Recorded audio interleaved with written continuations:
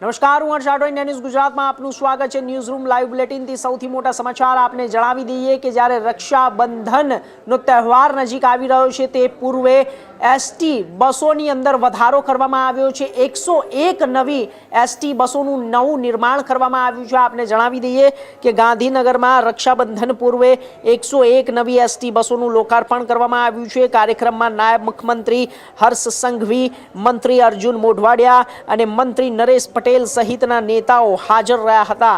મહિલા કંડક્ટરોએ નાયબ મુખ્યમંત્રી હર્ષ સંઘવી અને મંત્રી અર્જુન મોઢવાડિયાને રાખડી બાંધી અને હર્ષ સંઘવીએ મહિલા કંડક્ટરોને ભેટ આપી।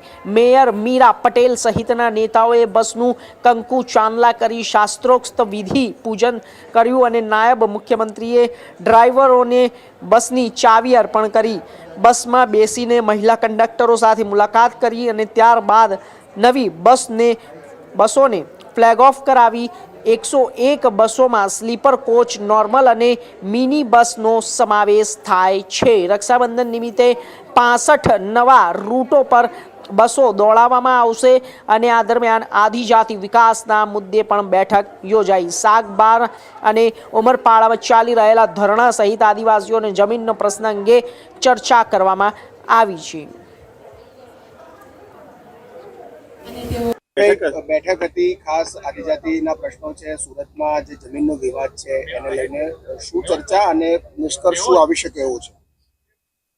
ખાસ કરીને આજે અમારા નાયબ મુખ્યમંત્રી શ્રી હર્ષભાઈ સંઘવીજીના અધ્યક્ષ સ્થાને ટ્રાઇબલના કેટલાક પ્રશ્નો માટે અમે ફોરેસ્ટ વિભાગ એટલે ખાસ કરીને અમારા મંત્રી શ્રી અર્જુનભાઈ,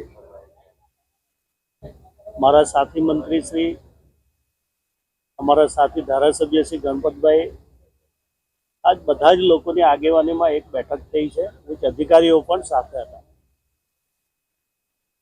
ત્યાં સુધી સાગબારા અને ઉમરપાડા વિસ્તારનો જે પ્રશ્ન છે એ પ્રશ્નો કેટલાક દિવસથી ત્યાં ધારણાના કાર્યક્રમો ચાલી રહ્યા છે, પણ અમે જ્યારથી ભારતીય જનતા પાર્ટીની સરકાર આ રાજ્યની અંદર એમને શાસન મળ્યું છે, ધોરા સંભાળી છે, ત્યારથી એક્ટ પ્રમાણે જે સાચા દાવાઓ છે,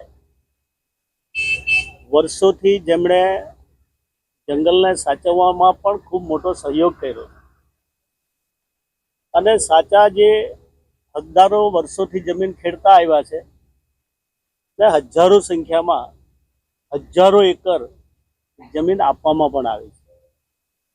આજે જે પ્રશ્ન હતા એ કેટલાક લોકોને અધિકાર પત્ર જે આપ્યા છે એની પાકી સનદ ક્યારે ગણાય કે 7/12માં નોંધ પડવી જોઈએ। રેવન્યુ વિભાગને પણ સાથે રાખ્યા છે કે વહેલી તકે એની માપણી થઈ જાય।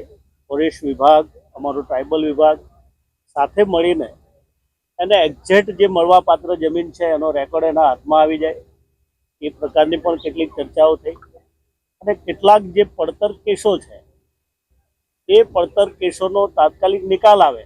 જે સાચા હકદારો છે એને આજે પણ સરકારની બિલકુલ ના નથી જમીન આપવા માટે, પણ આપણે સૌ જાણીએ છીએ, આપણી સૌની જવાબદારી પણ છે કે પર્યાવરણને સાચવવું, જંગલને સાચવવું એ પણ આપણી નૈતિકતા, આપણી પોતાની જવાબદારી છે। જ્યારે સાચા છે એને ચોક્કસ રીતે અમે આપવાના છીએ, પણ જ્યારે ખોટા દાવા હશે તો સરકાર માટે પણ એક બહુ મુસીબત ઊભી થતી હોય છે।